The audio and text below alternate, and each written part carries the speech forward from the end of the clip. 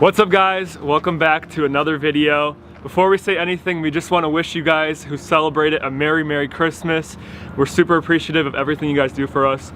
And we have a pretty special video for you today, so I'll let RJ kind of explain what we're doing. So we were contacted by a representative of the Crawford Aviation and Auto Museum located here in Cleveland, and they sent us out to their overflow warehouse, or kind of like their secret warehouse where they keep a lot of incredible cars, some of the rarest cars in the world. You'll see in the video later. They have like the 21st production car ever. It's actually the first oldest Lincoln that's still around.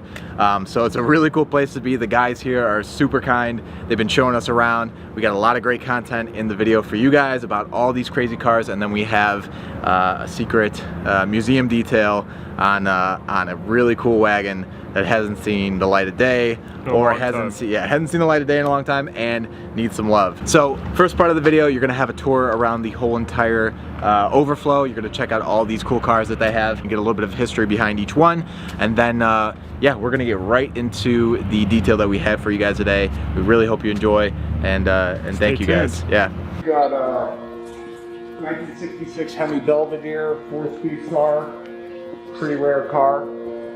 Low miles, factory rare, you know, it was a race car, it's early life. We're gonna make this car run and drive, so I got the carburetors all rebuilt, top end adjusted. And this is all stock? This is all bone stock. This car's 100% stock. 1966. It's been painted, cosmetic restoration done on the car, and it's been sitting for over 20 years, so it's gonna, you know, want to take it out this year. Hopefully there'll be car shows that we could go to. The MSRP was $3,800 in 1966 and came with 425 base horsepower. This is a 32 Packard. This car runs and drives. We take this car out. Real nice restoration for its period. You know, as much as I enjoy polishing cars, this one looks like it'd give me some fits. Lots of real estate. Lots of real estate? That's the problem with some of these cars. Some of these angles are just, I mean, I have the tools to do it, but I mean... This is all lacquer paint. Gotcha, yeah. This is our 1921 Lincoln. This is the 21st production car. This is the oldest Lincoln in existence. This is Henry Leyland's company before it was bought out of bankruptcy by Henry Ford. And this runs and drives? This car runs and drives. Gotcha. Has it had any mechanical restoration?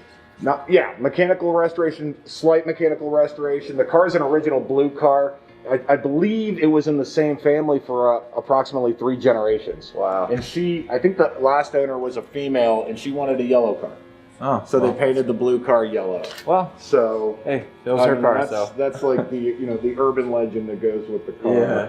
If you look at the space between the steering wheel and the rear seat, like, no real, not a lot of room. You know what I mean? Right. People were, thinner.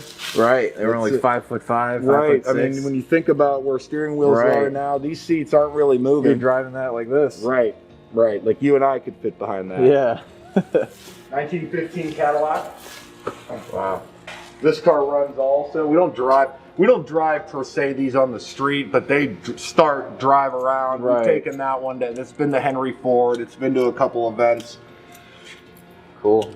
And you guys basically are pulling these into the trailer and then taking them and... Correct. That's nice. Getting them on the show field. They just, the headlights aren't, they are what they are for being a 100-year-old. It's a 100-year-old car. I mean, so people are, everyone's looking for LED lights and LED headlights, and they're just not. Well, 1915, this was 3 years before the last pandemic, so. Right. Period. It's very correct. It's seen 2 of them. This is a Roche and Lang. This is an electric car. Actually, battery operated, we'll call it. Really? Mm-hmm. And this was manufactured originally battery operated? Correct. Wow. It was the competition back, at the start, 100 years ago. It was a battle for, gas, steam, or electric. Like what was going to be the, the prevailing power source. I like how there's a seat facing each way in there. This is a tiller, so there's no steering wheel. It's a tiller, like it has a prop like on a boat. Huh. You can see like a rod. There's a rod right in there, and that's how you steer. 37 quart supercharged Phaeton, probably the most valuable model of being a Cord. Very iconic. They're called coffin noses. Everybody likes them. That's a supercharged convertible, so it's the most valuable version. What is that? Oh, McLaren. Yeah, that's a 70 McLaren F5000. Oh wow. We're gonna fire that girl up. She's been sitting for a long time. That is amazing.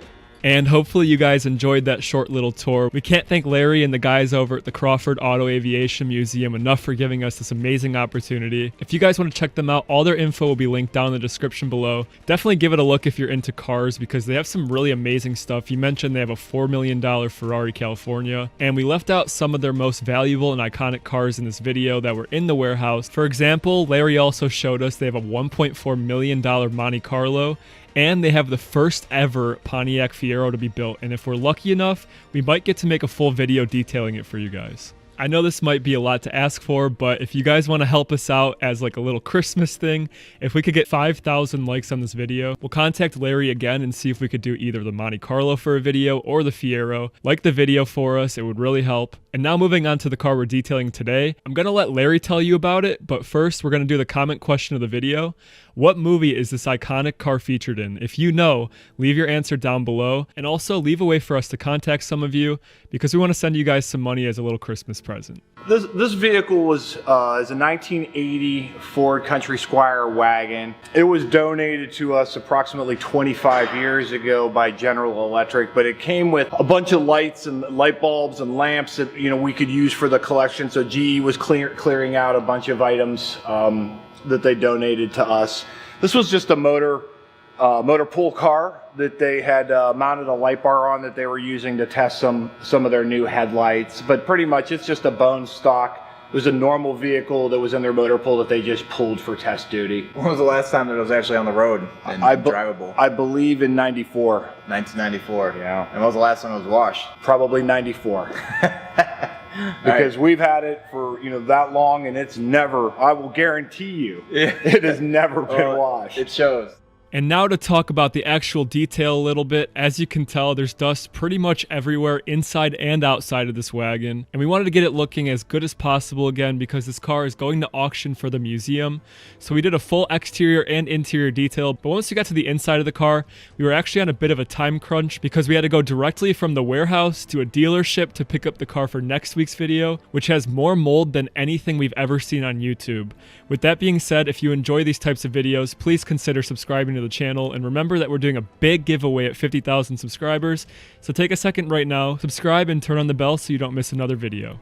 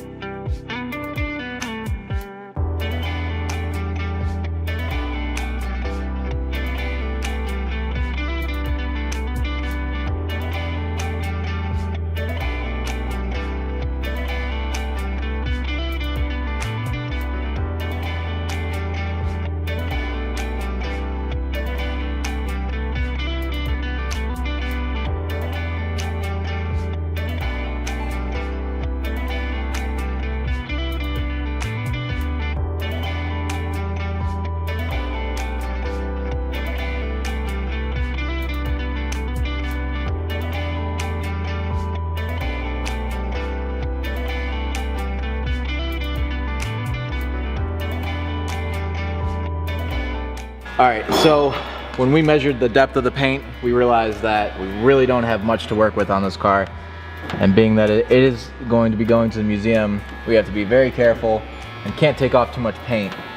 So with only 60 microns, 50 microns in certain areas, we can only really do a light polish, which is actually turning out to be pretty good. So.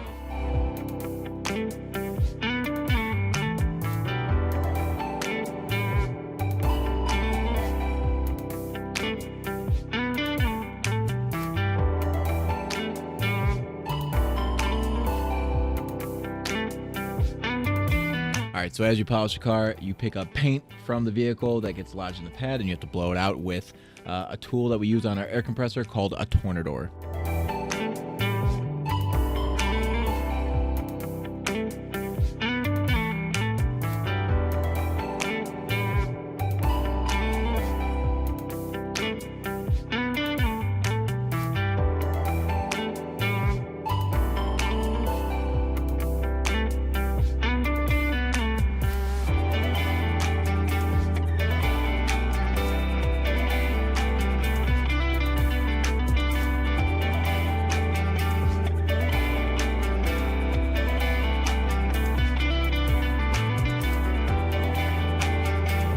So the chrome on this bumper unfortunately has a lot of pitting, which makes it very difficult to restore. So in this case, we just did a light polish to bring back the shine and luster from the chrome. So we did our best, and at the end of the day, for the age of the vehicle and the condition that it was in, we thought it came out pretty good.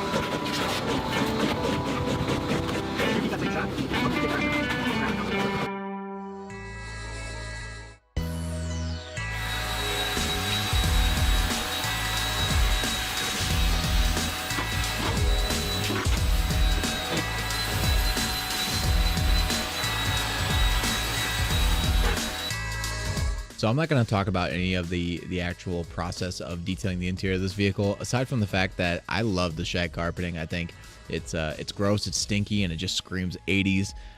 So it was fun to actually do an extraction. I don't think we've ever done an extraction on this type of carpeting, so this is the first for us. And yeah, hopefully you guys feel the 80s vibes.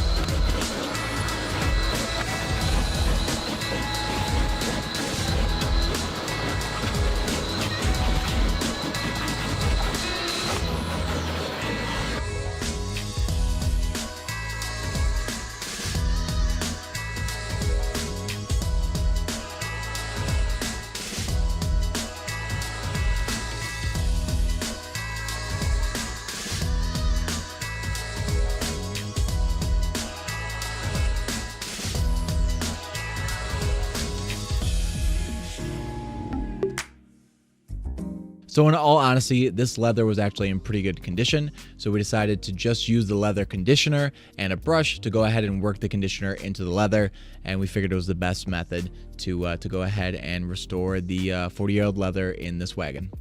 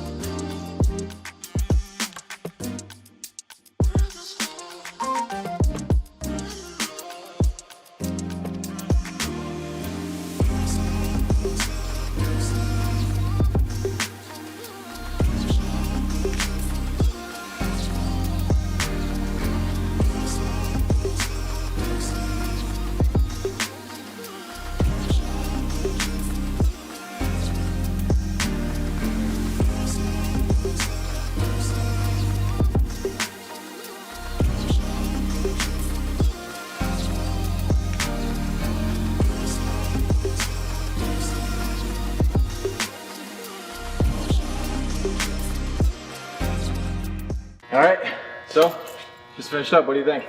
It looks amazing, like absolutely stunning for basically not having a bath in, I guarantee, at least 30 years. Yeah, no, we were pretty impressed too, especially with as old as it is and the small amount of paint that we had to work with. Yeah, we're pretty happy with it as well. Yeah, I know the chrome, the stainless trim came out nice. The paint, all the oxidation's gone. Yeah, these mirrors came out almost. I mean, aside from a little bit of pitting, it looks brand new. The faux wood paneling looks awesome. Looks like it was done like a couple of years ago. Yeah, no. Hopefully it does well for you guys at auction. And Great. We can give some money back to the museum and help you guys continue while we get through this pandemic. How can any of our viewers support the museum if they choose to? Do you have a website? Is there a... Sure, our website's www.wrhs.com. Okay. Yeah, that'll be in the description below as well. You can find the link down there. What other ways would they be able to? We have events all year, so if you're in Northeast Ohio, Okay. come and sign up. You know, if you're a car guy or girl, sign up on our for our newsletter. We'll notify of all the events we have. So we're all cautiously optimistic that we're going to have a good year this year. You know, everybody wants to do things, get outside, have some events. Yeah, fingers crossed. It's a shame that all these cars are sitting in here with no one appreciating them. Yeah, we're hoping. We've been working real hard to try and get everything ready. So, Gotcha. Hopefully we could do more in the future with you guys. Looking forward to it. Absolutely. Can't wait. We got some more cool stuff, man. I can't wait to get you guys involved. Yeah, definitely. Well, thank you, Larry. I appreciate Absolutely. it. Thank you. And thank you guys for watching. We appreciate you guys more than you know. And stay tuned for the next one.